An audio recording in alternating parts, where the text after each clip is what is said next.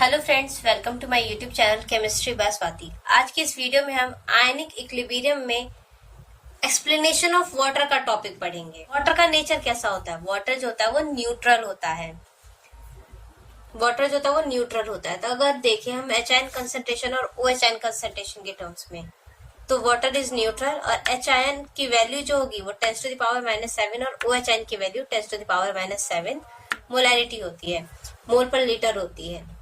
ये वैल्यू मैंने आपको पिछली वीडियो में इसके बारे में बताया था। एच आयन की वैल्यू 10⁻⁷ होती है और ओ एच आयन की वैल्यू भी 10⁻⁷ होती है। तो इसलिए हमने इसको लिख दिया H ion is equals to O H ion is equals to 10⁻⁷ molarity या mole per litre at 25 degree Celsius. यहाँ रूम टेम्परेचर पे एच आयन और एच आयन की बात की जा रही है, वाटर के एच आयन और ओ एच आयन की बात की जा रही है। वाटर जो होता है वो न्यूट्रल होता है, इसलिए इसका pH और POH जो होता है वो 7 होता है। इसलिए यहाँ पे लिखा है pH is equals to POH is equals to 7। पिछली वीडियो में आपको एच आयन कंसंट्रेशन का फॉर्मूला बताया था कि एच आयन कंसंट्रेशन बराबर 10⁻⁻ pH होता है। तो ये माइनस में pH जो बोला, ये pH आप यहाँ से एच आयन कंसंट्रेशन की वैल्यू से भी निकाल सकते हैं। वाटर न्यूट्रल है इसलिए इसका एच आयन और ओ एच आयन फिक्स है 10⁻⁷ और pH और POH इज इक्वल टू क्या जाएगा 7। बात करें number of moles of water in 1 litre water. 1 litre water में वाटर के कितने मोल्स हैं, उसके नंबर ऑफ मोल्स हैं वो निकालना है। तो ये 1000 ग्राम अपॉन 18 ग्राम है। नंबर ऑफ मोल्स की बात करें हम, तो नंबर ऑफ मोल्स का फॉर्मूला होता है मास अपॉन मोलर मास। अब मास निकालते हैं वाटर का, तो मास कितना होगा वाटर का? 1 लीटर जो होता है वो 1000 ml के बराबर होता है और वाटर की डेंसिटी 1 ग्राम पर ml होती है। तो मास इज इक्वल टू क्या हो जाएगा? Density into volume. तो डेंसिटी कितनी दे रखी है? 1 ग्राम पर ml इंटू वॉल्यूम कितना दे रखा? 1000 ml। ml से ml कट जाएगा तो कितना जाएगा? 1000 ग्राम। अगर हम वाटर का मास देखें तो वाटर का मास होता है 18 ग्राम पर मोल।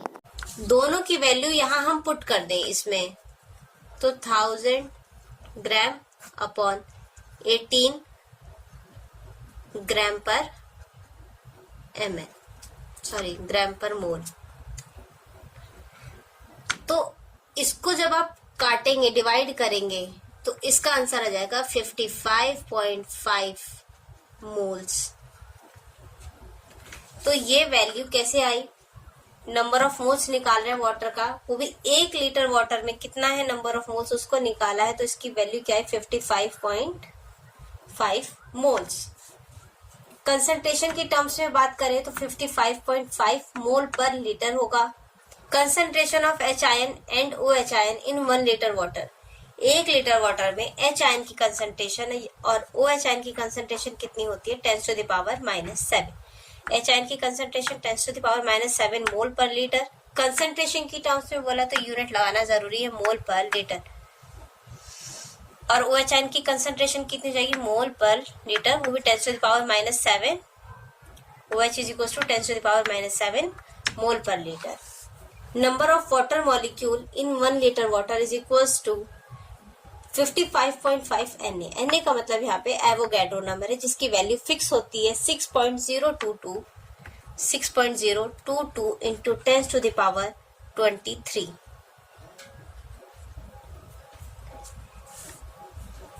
Number of H ion and O H ion in 1 litre water. H ion की बात करें तो वो भी 10⁻⁷ Na, मतलब एवोगैड्रो नंबर मल्टीप्लाई कर देंगे उस नंबर से। और ओ एच आयन की बात करें तो वो भी 10⁻⁷ Na होता है, मतलब एवोगैड्रो नंबर से मल्टीप्लाई कर देना। तो नंबर ऑफ एच आयन और ओ एच आयन आ जाएगा, वो भी 1 लीटर वाटर के लिए बात की जा रही है यहाँ पे। डिग्री ऑफ आयनाइजेशन आता है वाटर का। डिग्री ऑफ आयनाइजेशन इसको अल्फा से डिनोट करते हैं। इसकी वैल्यू होती है 1.8 इंटू 10⁻⁹ ये वैल्यू आई कैसे? यहाँ हमने एक रिएक्शन ली थी वाटर की, तो वाटर जो है वो एच आयन और ओ एच आयन में ब्रेक हो जाएगा। इनिशियल कंसंट्रेशन हमने मान ली C, तो C रिएक्टेंट में C है इनिशियल कंसंट्रेशन, लेकिन इनिशियल है, मतलब कि प्रोडक्ट में भी कुछ नहीं बना है, इसलिए यहाँ पे ले लिया C0। एट इक्विलिब्रियम, इक्विलिब्रियम में मान लिया कि C कंसंट्रेशन में से C अल्फा खर्च हो गया, तो जितना खर्च हुआ प्रोडक्ट में उतना ही तो बनेगा, इसलिए यहाँ पे ले लिया C अल्फा। तो हम यहाँ पे एच आयन की बात करें तो एच आयन कंसंट्रेशन किसके बराबर है? C अल्फा के। तो H ion concentration is equal to C alpha. यहाँ से अगर हम अल्फा की वैल्यू निकालें तो H ion concentration upon C, तो एच आयन कंसंट्रेशन की वैल्यू अभी पढ़ाते कि 10⁻⁻7 होता है। एच आयन की वैल्यू क्या होती है? 10⁻⁻7। तो यहाँ पे 10⁻⁻7 रखेंगे और वाटर का मोलर कंसंट्रेशन 55.5 होता है, वो वैल्यू पुट करेंगे, इसे सॉल्व करेंगे तो आ जाएगा 1.8 इंटू 10⁻⁹। तो ये वैल्यू डिग्री ऑफ डिसोसिएशन की वैल्यू कहाँ से आई थी, ये समझ में आ गया होगा। तो 10⁻⁻9 आई है इसकी वैल्यू, मतलब 1 से बहुत छोटी है। तो हम ये बोल सकते हैं कि वाटर जो है एक वीक इलेक्ट्रोलाइट है। क्या है? वाटर वीक इलेक्ट्रोलाइट है। अगर अल्फा परसेंटेज में निकालें तो क्या करेंगे, इसमें 100 से मल्टीप्लाई कर देंगे। 100 से मल्टीप्लाई कर देंगे तो इसकी वैल्यू हो जाएगी 1.8 इंटू 10⁻⁻7%। अगला पॉइंट है आयनिक प्रोडक्ट ऑफ वाटर, इसको के से डिनोट करते हैं। इसकी वैल्यू होती है 1.8 इंटू 10⁻⁻16।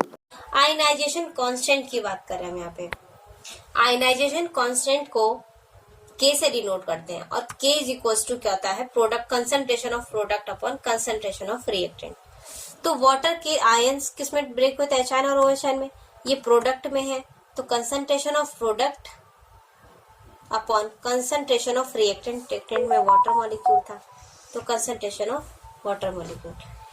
तो K is equal to concentration of H ion O H ion upon water का कंसंट्रेशन। एच आयन की वैल्यू फिक्स थी 10⁻⁻7, ओ एच आयन की वैल्यू भी 10⁻⁻7 अपॉन वाटर की कंसंट्रेशन 55.5 होती है। इसको सॉल्व करेंगे तो 1.8 इंटू 10⁻⁻16 आ जाएगा। तो यहाँ से निकला हमारा ionization constant of water K is equal to 1.8 into 10⁻⁻16। अब बात करें आयनिक प्रोडक्ट ऑफ वाटर की। आयनिक प्रोडक्ट ऑफ वाटर इसको KW से डिनोट करते हैं, तो ये फॉर्मूले से ही आया है। अगर हम इस वैल्यू को इधर मल्टीप्लाई में ले जाएं तो क्या हो जाएगा? K into concentration of water is equal to H ion concentration और ओ एच आयन कंसंट्रेशन। इसको हम बोलेंगे KW, ionic product of water is equal to concentration of H ion और concentration of O H ion. अब H ion की value 10⁻⁻7, इस O H ion की value 10⁻⁻7 multiply किया यहाँ पे तो क्या आ जाएगा? 10⁻⁻14। तो KW की वैल्यू यहाँ से आई 10⁻⁻14।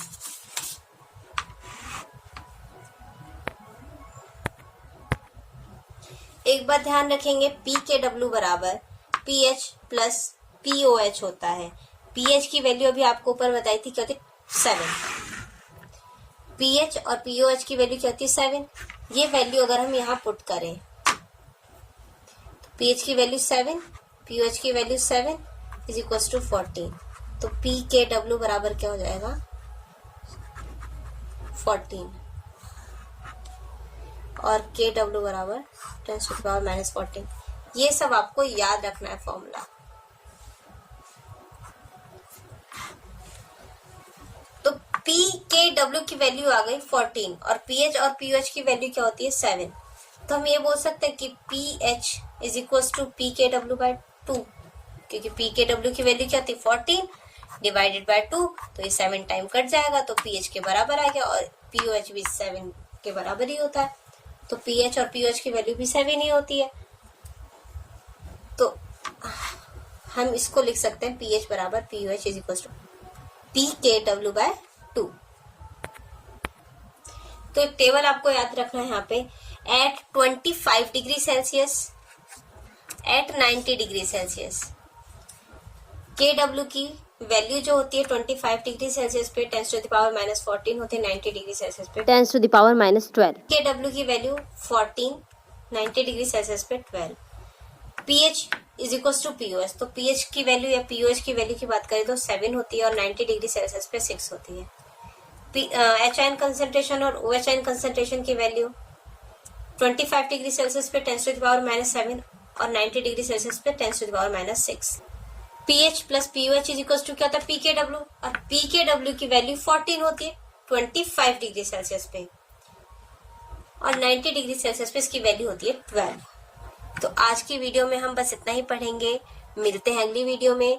अगर वीडियो अच्छी लगे तो वीडियो को लाइक करें, चैनल को सब्सक्राइब करें। तब तक के लिए पढ़ते रहिए, सीखते रहिए।